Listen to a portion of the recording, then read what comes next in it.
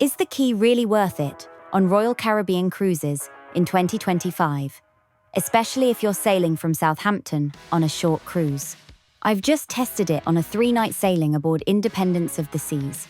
So let's see whether this VIP-style add-on actually delivers extra value, or if it's another cruise extra you can skip. So, what exactly do you get when you buy the key on Royal Caribbean in 2025? Here's everything that was listed in my official email confirmation before sailing. This is the most up-to-date version available. You'll start with early access at the terminal, usually between 11 and 11:30 a.m., which lets you board before the main crowd arrives. Then there's a carry-on drop-off service in the main dining room. You hand over your bags, and they're delivered straight to your cabin once it's ready.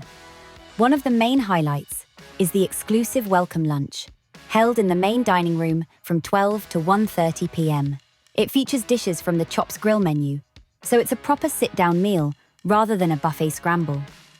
You also get a few extra touches. There's private time at selected activities, such as the rock climbing wall, and on some ships a 50% discount on certain sports attractions. The exact activities vary by cruise ship.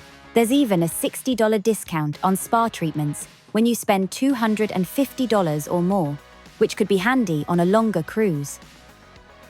For port days, the key gives you priority tender access, meaning you'll be among the first passengers ashore at tender ports.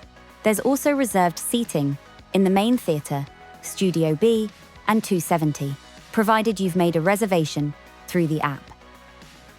And of course, you get Voom surf and stream high-speed internet for one device per person. That's Royal Caribbean's top-tier Wi-Fi, and it's automatically included. Finally, on the last morning, there's an a la carte breakfast in the main dining room, along with priority disembarkation, so you can end your cruise as calmly as you began it. Not every perk is available on every ship, but this is the standard list across the fleet as of late 2025. So, that's what's officially included with the key in 2025. But the real question is whether any of those perks actually make a difference once you're on board.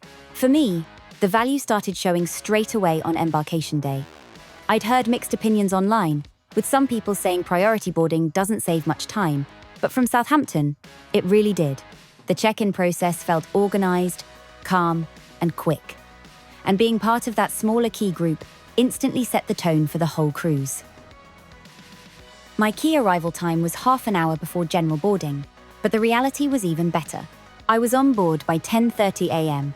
On a short cruise, that extra hour makes a real difference.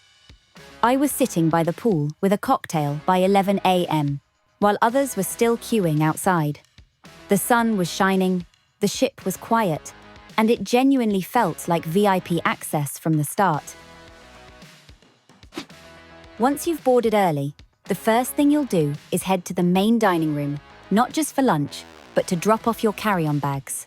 There's a separate area right outside, where key guests can leave their hand luggage, and the crew deliver it straight to your cabin once the rooms are ready.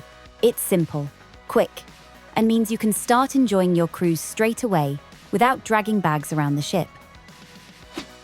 And then, just a few steps away, you're shown to your table for the exclusive key embarkation lunch. This is where the experience really starts to feel different. While the Windjammer buffet is already packed, the main dining room is calm, quiet, and feels almost like a private restaurant, a little pocket of peace on what's normally a hectic day. The menu is taken from Chops Grille, Royal Caribbean's signature steakhouse, so you can expect restaurant-quality food rather than buffet options. Starters include wild mushroom soup, a classic Caesar salad, or a colossal shrimp cocktail. For mains, there's a Chops Grille steak burger, grilled branzino, or a 6-ounce filet mignon, followed by New York cheesecake, royal chocolate cake, or simple ice cream for dessert. And you can find a PDF of both the full embarkation lunch menu and the Disembarkation Breakfast in the video description, if you'd like to take a look. It felt like a proper sit-down meal to start the holiday, not a scramble for a table. The food was excellent, well-cooked, nicely presented, and the service was friendly without being rushed. By the time we'd finished, our carry-ons were already waiting in the cabin. That small detail made the first day feel completely seamless. the kind of effortless start that really sets the tone for the whole cruise. And here's a little bonus tip that not many people know. During that key lunch, you'll often see members of the restaurant team coming around to offer 20% off specialty dining if you book on Embarkation Day. We used that opportunity to book the Izumi Hibachi restaurant for later in the cruise, which turned out to be a fantastic meal. So if you're planning to dine at one of the specialty venues anyway, that's an easy way to save some money right from the start. The key includes one Voom surf and stream package per person, so for our 2 guests, it covered both devices.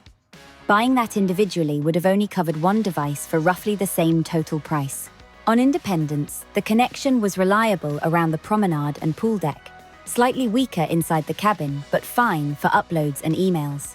That alone offset a good chunk of the key cost. After the smooth start to Embarkation Day and reliable Wi-Fi, the next time the key proved its worth was in the evenings. Royal Caribbean ships are known for their big production shows, like Grease, the kind people queue for half an hour early just to get a decent seat. On a short cruise, where everyone's trying to make the most of each night, that can get hectic fast. That's where the key reserved seating comes in. The shows in the Royal Theatre and Ice Show in Studio B were very popular. And for the key section, you had a member of staff with a sign showing you to the area reserved for the key. But also, they were monitoring to make sure that non-key guests didn't sit there either. You still need to arrive early for the best spots, but they're excellent seats with a clear view and guaranteed space. On a short cruise where every evening show is packed, this perk was a real bonus. And then there's how you end your cruise. On the final morning, the key gives you a calm, seated breakfast in the main dining room.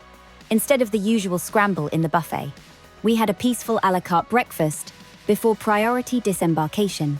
No rush to get off.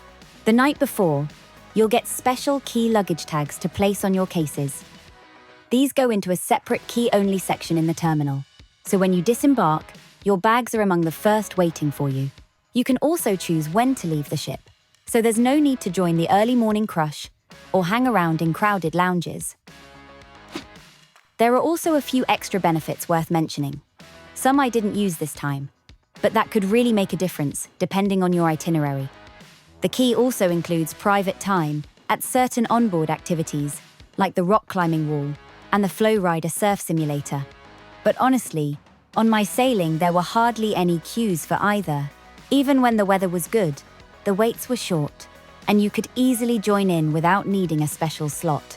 So while it's nice that the key technically offers that access, it didn't really make a difference on a short cruise. There's also a priority tender benefit. So if your itinerary includes ports like Santorini or Grand Cayman, you'll be among the first ashore. My Independence cruise didn't have any tender ports, so I couldn't test that, but it's good to have in case you do. And finally, the key offers a spa discount, $60 off a $250 treatment. But I didn't use that either.